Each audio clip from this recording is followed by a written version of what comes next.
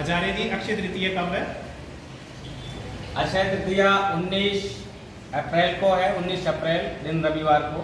इसका क्या महत्व है? अक्षय तृतीया का मतलब होता है अक्षय तृतीया के दिन किया गया कोई भी शुभ कार्य है वो अक्षय होता है।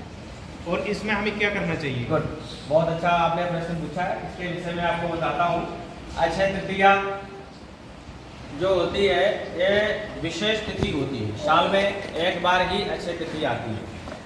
अक्षय तृतीया के दिन किया गया कोई भी सत्कर्म होता है वो हमेशा अक्षय ही होता है। अक्षय का मतलब कभी नष्ट ना होने वाला।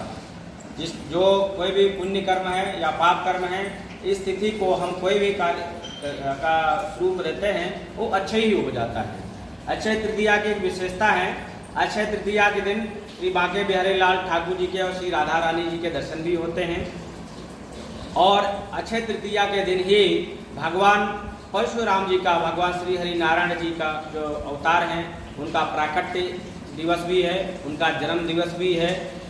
और अक्षय तृतीया के दिन किया गया कोई भी शुभ कृत्य है वो हमेशा अक्षय होता है। कोई भी दान, जैसे अन्नदान, वस्त्रदान, धन दान, कोई भी दान, गौदान, तो इस दिन किया गया कोई भी दान है वो उसका हमेशा अक्षय ही फल होता है। और कोई दान करे ना करे, सबसे पूर्व सबसे अच्छा क्या करना चाहिए, इस दिन हमेशा राम नाम का दान करना चाहिए, हरि नाम का दान करना चाहिए, राधा नाम का दान करना चाहिए। क्योंकि ये जो भगवान नाम का जो दान है ये हमेशा यहाँ भी काम आता है और इस लोक से लेकर के परलोक तक के काम आता है। इस दिन किया गया जब तक यज्ञ अनुष्ठान हमेशा इसका अक्षय फल होता है। तो इसके पीछे और भी एक विशेषता है। जो भगवान बांके बिहारी लाल के जो साले साहब हैं वो एक बार ठाकुर जी से उन्होंने बड़ी दिव्य वार्ता करी। तो साले साहब मतलब यमराज जी कि भाई आप ये जो जीव हैं इस संसार में आते हैं और नाना प्रकार के जीवन पर्यंत पाप करते हैं और आपके श्री चरणों का दर्शन करके शुद्ध मुक्त हो जाते हैं।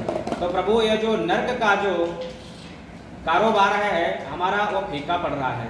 तो अगर ऐसा ही रहा तो कैसे होगा, क्योंकि जो आपने सबको अलग अलग ड्यूटी दे रखी है। जो यमलोक का नरक घाट है, बैतरणी इत्यादि, रौरव इत्यादि जो नरक आपने बनाए हैं जीवों की शुद्धि बुद्धि के लिए बनाए हैं। क्योंकि जीव को जब आप इस संसार सागर में भेजते हैं तो शुद्ध बुद्ध होता है, निष्कलंक होता है, निष्पाप होता है, किसी भी प्रकार का पाप नहीं होता उसके अंदर, किसी के प्रति कोई द्वेष भाव नहीं होता, कोई ईर्ष्या नहीं होती, कोई जलन नहीं होती है। लेकिन संसार में ज्यों ज्यों जीव बड़ा होता जाता है अपनी आयु के साथ साथ में